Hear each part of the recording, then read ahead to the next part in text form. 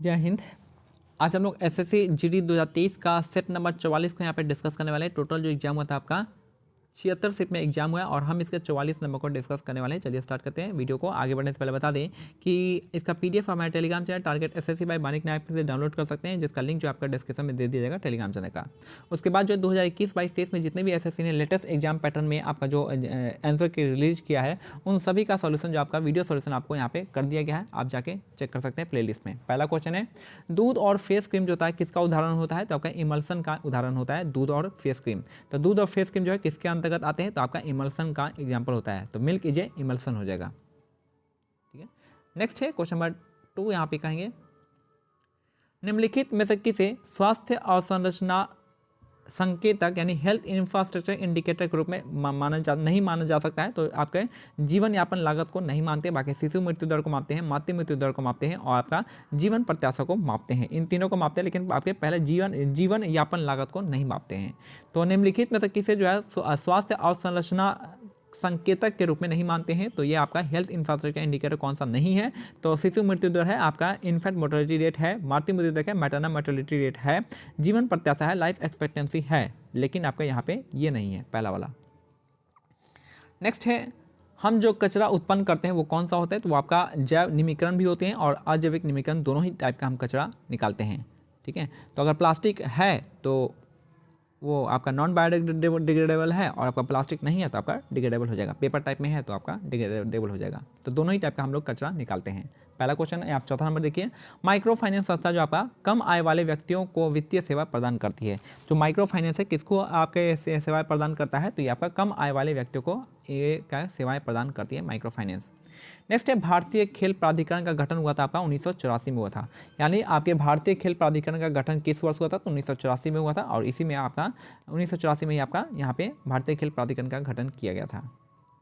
Next है, छठ पूजा निम्नलिखित में से किसके देवता को समर्पित है? तो यह जगह आपका सूर्य देवता को समर्पित है। तो छठ पूजा में जो आपका डूबते हुए और उगते हुए सूरज दोनों की पूजा होती है। तो छठ पूजा इसका सबसे यूनिक पूजा है और यहाँ पे सूर्य देव की पूजा होती है ऑल ओवर द वर्ल्ड।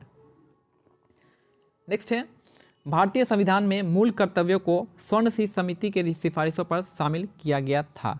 तो भारतीय संविधान में जो मूल कर्तव्य है वो आपका स्वर्णसिंह समिति के सिफारिशों पर शामिल किया गया था। कब किया गया था? 1976 में किया गया था। कौन से प्राइम मिनिस्टर थे? आपके इंदिरा गांधी प्राइम मिनिस्टर थी उस टाइम में।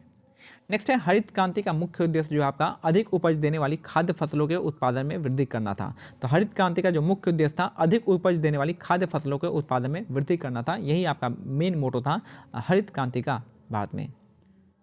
नेक्स्ट है, भारतीय संविधान के अनुच्छेद 157 में कहा गया है कि किसी राज्य के राज्यपाल नियुक्त होने के लिए उस व्यक्ति द्वारा निम्नलिखित में से कौन सी योग्यता पूरी होनी चाहिए? तो पहला है आपका उसे एक भारतीय नागरिक होना चाहिए। तो ये आपका सभी के लिए है और वह जब 35 वर्ष पूरा कर लिया हो तो ये भी हो सकता है। दोनों ही स्टेट में यहाँ पे क्या है, करेक्ट हो जाएगा। दोनों ही स्टेट में राज्यपाल के बारे में सही बताया गया है।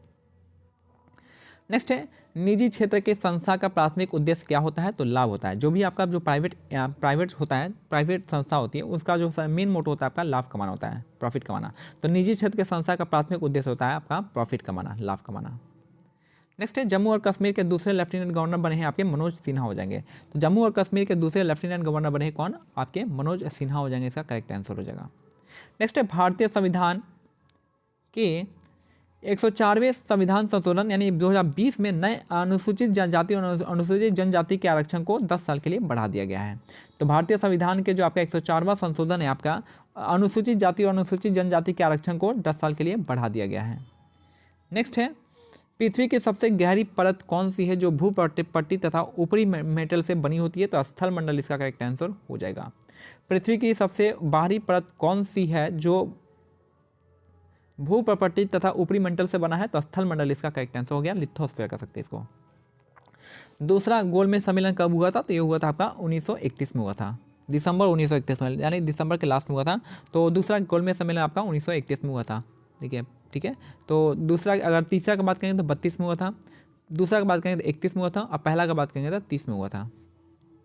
तो दूसरा गोलमेज सम्मेलन जो है दिसंबर 1931 में हुआ था।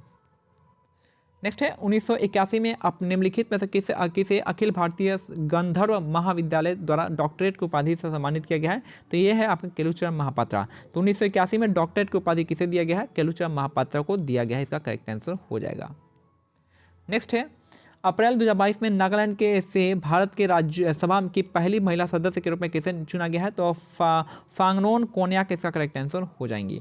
तो अप्रैल 2022 में नागालैंड से भारत में राज्यसभा की पहली महिला सदस्य के रूप में चुना गया है फांगनोन कोन्याक इसका करेक्ट आंसर हो जाएंगी।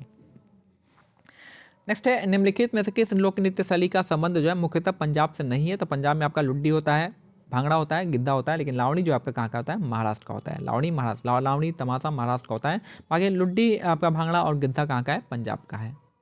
नेक्स्ट है हरित क्रांति की प्रथम चरण कब प्रारंभ हुआ था? तो आपको 1960 के दशक के मध्य में हुआ था, यानी 1966 के आसपास हुआ था भारत में। तो हरित क्रांति का प्रथम चरण जो आपका 1960 के दशक में हुआ था, मध्य में हुआ था। नेक्स्ट है इलाहाबाद के में अशोक स्तंभ पर किसकी प्रशस्ति की खुदाई की गई है? तो यहाँ पर जगह आपका समुद्रगुप्त इसका करेक्ट आंसर हो जाएगा। तो इलाहाबाद में अशोक स्तंभ पर किसकी प्रशस्ति जो है आपका खुदाई की गई है? तो समुद्रगुप्त का किया गया है, समुद्रगुप्त। और लास्ट क्वेश्चन है कि फीफा के नियमों के अनुसार आधिकारिक स्वीकृति मैच में उपयोग की जाने वाली फुटबॉल गेंद की परिधि का माप निम्न में से किसके बीच होता है? तो ये जगह आपका 27 और 28 इंच के बीच में होता है।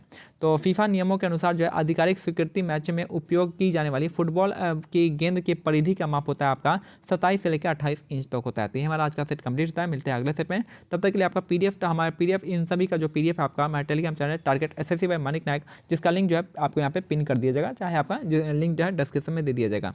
साथ में हमारा जो आपका 2021 से लेकर 2023 तक जितने भी एसएससी ने एग्जाम लिए हैं उन सभी का आपका शिफ्ट वाइज जो है आपका वीडियो बना दिया गया, आप जाके प्लेलिस्ट में देख सकते हैं। जय हिंद, जय भारत, धन्यवाद।